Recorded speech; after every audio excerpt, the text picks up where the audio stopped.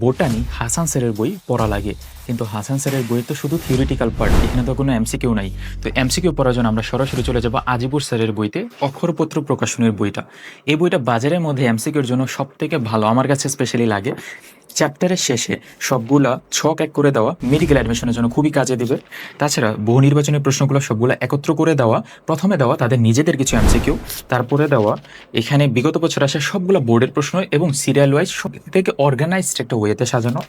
তার পরবর্তীতে বিগত বছর আসা মেডিকেলের ডেন্টাল বিশ্ববিদ্যালয়ের প্রশ্নগুলো, এটাও সব থেকে অর্গানাইজডভাবে সাজানো। এবং আমার মনে হয় একটা চ্যাপ্টারে, এখানে চ্যাপ্টার 3 কোষ রসায়ন চ্যাপ্টারের মধ্যে টোটাল 131টা এমসিকিউ। একটা চ্যাপ্টারে 131টা এমসিকিউ আসলে পড়া একজন স্টুডেন্টের জন্য খুবই টাফ হয়ে যায়, স্পেশালি এইচএসসি লাইফে।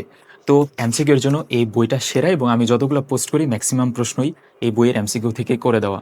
তো বোটানি প্রিপারেশনের জন্য আমরা সবার প্রথমে আমাদের যে মেইন বই কনসেপ্টটা আগে নিব, তার পরবর্তীতে বইয়ের এমসিকিউগুলো পড়ে ফেলবো।